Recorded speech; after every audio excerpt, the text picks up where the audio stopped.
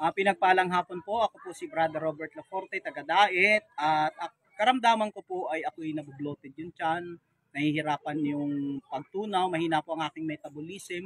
Pero nang magsubok po ako uminom ng ang herbal medicine na to, ay nakaramdam ako ng unti-unti nawawala yung pain, aayos yung aking metabolism, naaayos yung aking pagdumi, at higit po sa lahat nagkaroon ako ng kaginhawahan sa aking pakiramdam.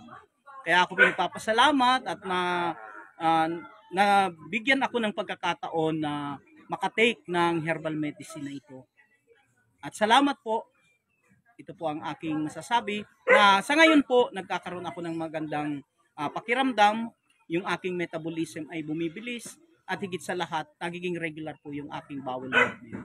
Maraming salamat po.